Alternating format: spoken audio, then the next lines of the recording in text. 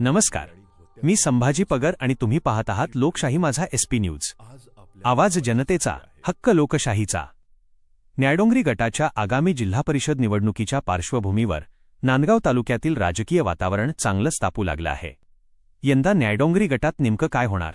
पुन्हा घराणेशाहीला संधी मिळणार की जनतेला नवा चेहरा पाहायला मिळणार? आणि सर्वात महत्त्वाचं म्हणजे न्याडोंगरीच्या राजकारणात यंदा इतिहास घडणार का, याची उत्सुकता अब शिगेला पोहोचली आहे. न्याडोंगरी गट म्हटलं की सर्वप्रथम चर्चेत येतं ते आहेर घराण्याचं राजकीय वर्चस्व. एका काळात आहेर कुटुंबाचा या भागातील राजकारणावर मोठा प्रभाव होता. त्याचबरोबर बापूसाहेब कवडे यांच्या कुटुंबाचाही काही काळ या भागातील राजकारणावर प्रभाव राहिला. मात्र गेल्या काही वर्षांत न्याडोंगरीच्या राजकारणाची गणितं मोठ्या प्रमाणात बदलली आहेत.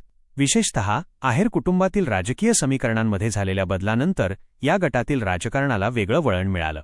मागील जिल्हा परिषद निवडणुकीकडे नजर टाकली तर अनिलदादा आहेर यांच्या कन्या अश्विनी आहेर आणि शिवसेनेकडून विलास आहेर यांच्यात थेट लढत झाली होती.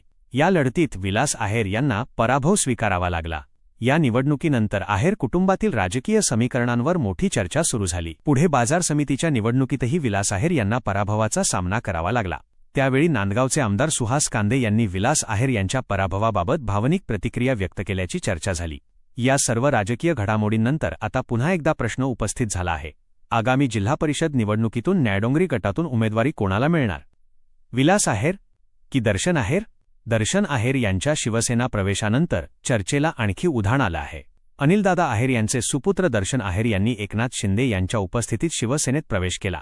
यानंतर नांदगाव तालुक्यातील राजकीय कट्ट्यांवर एकच चर्चा सुरू झाली. यंदा उमेदवारीचा झेंडा कोणाच्या हातात जाणार? विलास आहेर की दर्शन आहेर? आणि इथेच राजकारणातली एक जुनी म्हण आठवते, एक म्यानात दोन तलवारी राहू शकत नाहीत. मात्र राजकारणात शेवटच्या क्षणापर्यंत काहीही निश्चित नसतं, कारण आता या शर्यतीत एका तिसऱ्या नावाचीही चर्चा सुरू झाली आहे. ते नाव म्हणजे अमोल आहेर.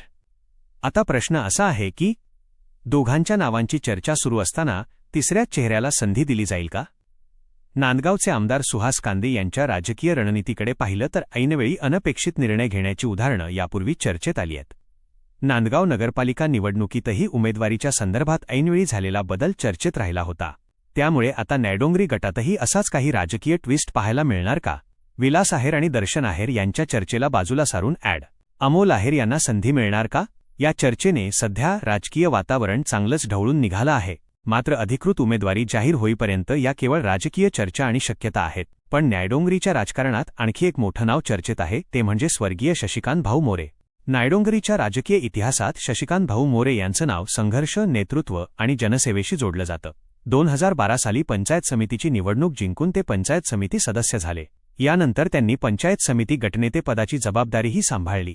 2016 साली न्याडोंगरी ग्रामपंचायतीवर दीर्घकाळ असलेली काँग्रेसची सत्ता बदलून सत्ता परिवर्तन घडवून आणण्यात त्यांनी महत्त्वाची भूमिका बजावली. त्याच काळात त्यांच्या पत्नी श्रीमती गायत्री शशिकांत मोरे यांनी सरपंचपदाची जबाबदारी सांभाळली. पुढे 2017 साली श्रीमती गायत्री शशिकांत मोरे यांनी अपक्ष म्हणून जिल्हा परिषद निवडणूक लढवली. भाऊंचं एक स्वप्न होतं, जिल्हा परिषद सदस्य बनून न्याडोंगरीच्या जनतेची आणखी मोठ्या स्तरावर सेवा करण्याचं. आज भाऊ आपल्यात नाहीत, पण त्यांचा संघर्ष, त्यांचे विचार आणि जनसेवेची परंपरा आजही त्यांच्या समर्थकांच्या चर्चेत आहे.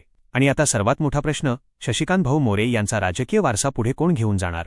श्रीमती गायत्री शशिकांत मोरे पुन्हा राजकारणात सक्रिय होणार का? अथर्वदादा शशिकांत मोरे राजकीय मैदानात उतरणार का?